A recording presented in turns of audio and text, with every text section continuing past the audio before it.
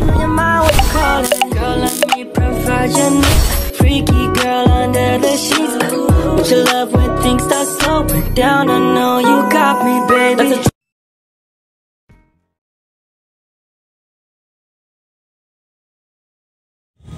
Ayun bro, kamusta ang stay ninyo sa bahay kasama ang parents nyo? Good sila, masaya. Masaya? Sa pag-uwi sila. Uwi na pala sila sila tita sa lumama nyo sa May 12. Mauwi na sila. So anong Ilang araw na lang. sasama kayo? Hindi. Bakit? Sa December na lang. Sa December na lang. Ba't di kayo sasama? Kasi nakapunta na sila mabili. Ah, sa bagay. Nawala na yung... Saka para mas makatipid din kayo makatipid din kayo. Pero pag December, mauwi kami sa December uwi kayo sa Pasko. Oo, tama yan. Doon naman kayo magpasko. Sama ako. Marunong kayo airplane. Ano ang sasakyan nyo? Ano ang sasakyan ninyo? Airplane. Di sa pa lang, sa September pa lang, ng ticket para mas mura. So, Kasi kung biglaan ako, mahal na sa 5K, 6. On the spot, nasa mga 5 or 6. Lalo na ngayon, summer, mahal. Alam pag December na. So, kamusta ang kamusta yung nakita mo na ulit si Pam? Ay, anong feeling? guys, alam nyo lang guys. Hindi ako nakatulog nung after ng vlog. Sinubuan na siya. Baka panaginipan mo sinubuan ka ng french fries Guys, may bubulong ko sa inyo guys. Laksan mo. Laksan mo bulong mo, wag may bulong. Sa Panginoon na babae. Ano yan? May pinag-pray siya sa Panginoon na babae. May pinag-pray siya kay Lord na babae. Chloe, isang babae.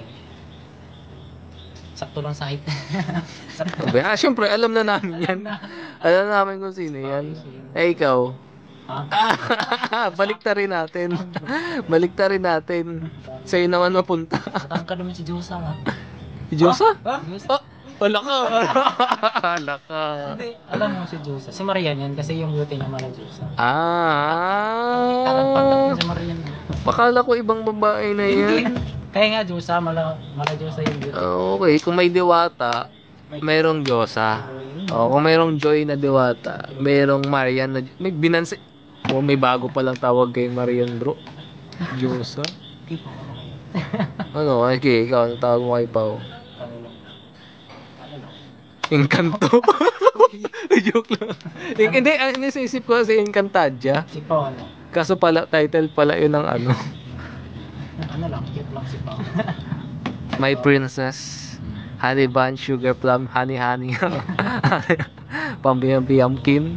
Isa sa totoo lang guys. Isa lang yung babae yung pinagsusunod. Baka isa naman yung rason bakit di kayo sasama kasi hindi naman kasama si Parang ganyan na ngayon. Ha? Kasi miss ko si Pao. Kaya kung saan. Kasi dapat 'di ba yung nakaraan yung parang nabanggit ni Kalinga Prab na uwi kayong Davao kasama dapat doon namin. Parang nabanggit niya na isasama niya si Pao Kasi di ako kasama. Kuya kasi miss ko si Pao. Ito din. Mapira ka daw. Hindi pala isa pala yung rason. Hindi siya sasama kasi hindi kasama si Pao. Kung kasama si Pao, kasi tina mo. Pambira ka naman So baka pag alis namin, sige namang date mo off ka may. Pambira. Alin? Patay. Patay. Basta nagpapaalam naman. Paalam kay Kalinga Prab. Papayag naman yan. Ikaw na yan Saka bro, isa sa napansin ko yung gupit mo. Bagay sa'yo. Bagay. Sabi mo to, di bagay. Di, bagay sa kanya. Alam mo bakit? Lumate ang ulo mo. Pag lumate ang ulo mo, lalaki ang katawan mo. Ganun yan. So, parang mas naglaki yung katawan mo tingnan. Ganun. Ayun ang sabi niya para daw akong sandalo daw. Hindi, actually, pag pwede mo pa yung paigsihan Maganda pa yung pag pinaiksihan. Tingnan mo din nga pantay dito. Yan. Pabawasan mo yan kasi parang may nakaumbok na nakatayo. Nasanay na. Sana patayo. Alis na yung mga kasama namin guys. Ingat po! Kajilo!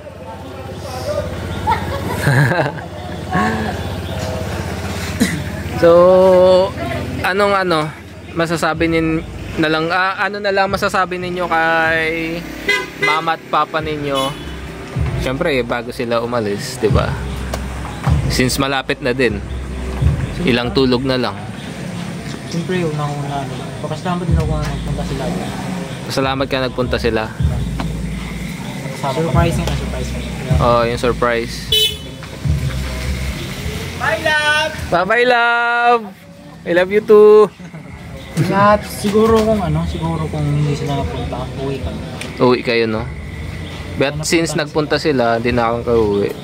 At saka yung ibang kapatid namin, nakausap din namin sa mga kaya goods lang. Goods lang. Pag-December na kami. So, ano ba tawag dito? Malaking bagay ba na nakasama ninyo sila dito para sa inyo?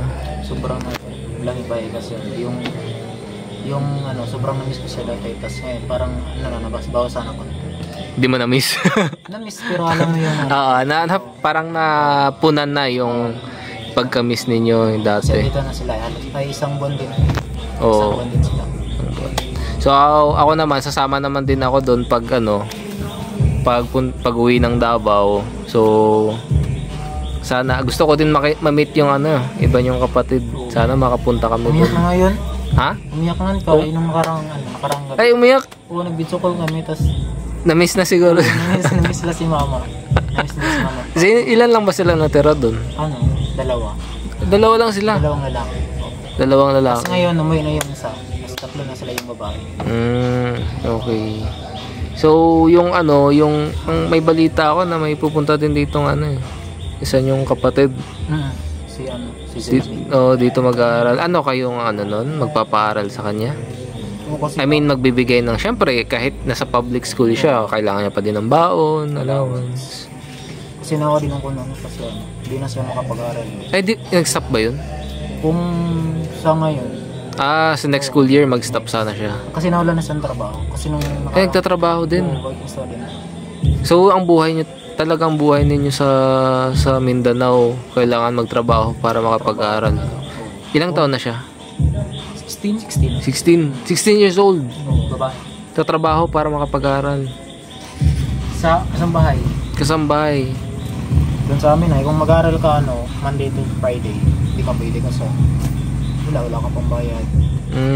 Sa school. Kailangan talaga mag-Sunday school. Okay. So kaya naman pala. Nag-work na student na ako 3 years. Tinis ko yung 3 years. Ako din. Kaya napasalamat ako kay Tata Henry na nakontak niya. Edwin hanggang sa napunta ko. Actually talaga nung una akala ko kasi ang una kong nakausap si Edwin sa social media. Akala ko tawag dito, siya lang yung pupunta dito, hindi ka kasama. Akala mo lang kami. Oo. Yung pala may kakambal pa siya. May isa pang kambal. Yung 3 taon ko na nag-working student ako, grabe. Tulong pagod kasi ilising ako ng 3 AM. Oo. Para duty, tapos out 3. Tapos pagka wala akong day off kasi wala akong day off. Yung day off ko, yun yung yung pasukan. Oo. Kaya wala talagang fine. Hindi rin ako pwede mag-absent kasi isang lang. Dalawang pasukan lang every week tapos absent na pa. Wait lang. Ayun guys, lumipat muna kami dito sa 7-Eleven kasi maingay dun sa port. And sabi nila nagugutom na daw, may bibilihin din dito sa 7-Eleven, kaya dito ang next stop namin. Hintayin natin sila, may binibili lang sila sa loob. Ito na. Ito, ano yan? Buttermilk. Hey. Basta pagkalang mo, Protein. Ano nangyari sa'yo? Sakit. Ha? Sakit ito. Ba't masakit?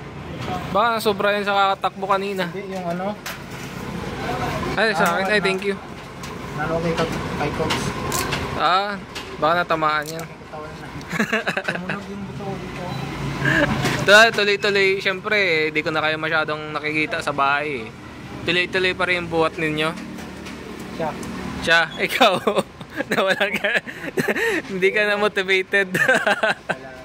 Baka pag giving up ako.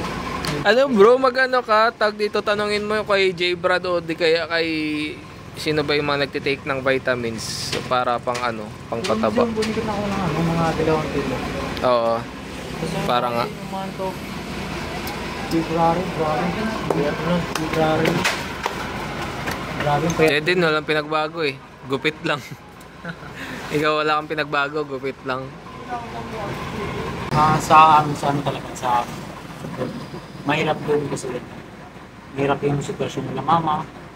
Kaya kailangan namin magtrabaho. Kasi alam namin na hindi kaya nila mama na pagsabay na kami. Siguro Oo. pag kami lang nito Kasi ilan nga kayo magkakapatid? 8. tapos ano yung naka Oo.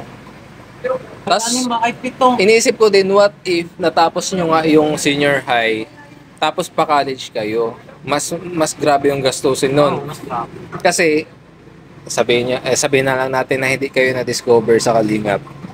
O hindi kayo nabigyan ng allowance. Wala, hindi kayo nabibigyan ng allowance kagaya ng bibigay ni Kalingap Rob. Siguro, siguro, ang possible na maging decision nyo yan is mag-stop na. Oo. Sa akin kasi, di ba nag-aaral ako ng Kevin doon? Diba ka-chat kita na ikaw yung una kong ka-chat. Sabi ko lang, after ko dito sa grade 11, stop na ako mag-aaral. Magtrabaho ako para yung mga kapatid ko man doon, para ako yung mag-ano sila, mag-support sa financial. Kasi sila mama, si Papa. Kumbaga ikaw na magiging breadwinner. Oo, kasi si Papa, may ano siya, may sakit pagka si Papa. Hindi na siya ganong... Hindi ko yun alam. May sakit siya? Ano sakit niya? Yung sakit baga sa baga. Pero Kaya pala ang payat niya. Oo. Kaya pala yung sinasabi kong maglaro ng basketball. Ayaw niya. Pero sa ngayon, goods na. Goods na siya. Mas maganda yung nagano siya mo. Oo. Para pang-recover ko lang. Pero pwede pa pa Sige bro, thank you. Ano na lang masasabi ninyo sa mga sumusuporta sa inyo, sa inyong kambal? sa mga supporter ko sa aming kambal, maraming salamat. Pwede sa mga supporters lahat ng Team Kalingap, maraming salamat po sa pag-support. At sana po hindi kayo magsawa sa pag-support natin. Siyempre kasi may mga kahit pa paano, may mga nagpamahal pa din sa inyo, ano? Lalo na sa mga Kahit walang love team, lalo na sa mga sponsors, maraming salamat. sponsors. Yes. Malaking tulong na po yan sa Kilala nyo naman sila, di ba? Kung sino-sino sila. Opo, kilala. Oo. So, ayan. Ikaw, Edward, ano masasabi mo? Unang-una, gusto ko pasalamat sa mga supporters natin lahat, sa mga sponsors. Malaking bagay na po sa amin, sa pamilya namin, lalo na po mag-alis na po kami. So, labanan. Yun bro, ang masasabi ko lang din is wag niyong sayangin yung opportunity, no? Kaya ayusin ang pag-aaral, and then tawag dito. Kumbaga, kung yung mapunta sa tama yung itinutulong nila. So alam ko naman na pagbubutin ninyo ang pag-aaral this college kasi iba na ang college journey. Kaya sabi ko sa inyo. Yan na, sabi nga nila, yan yung totoong buhay. Sa college, pagsaubok. Hindi lang pagsaubok, pati sa mga tintasyon, lalo na sa mga babae, pero kaya naman iwasan yung mga ganyan. Lalo na, alam mo na, kanina? So, ayan bro, thank you. And good luck sa inyo, no? And habang wala kami dito, next week, kayong dalawa lang magkasama kasi naman ang meron. Oo. Ingat kayo sa mga mission ninyo, no? Actually, pwede naman kayo matulog doon sa ewan ko lang kung papayag si D. Para malapit lang kayo sana. So, God bless and bye-bye po.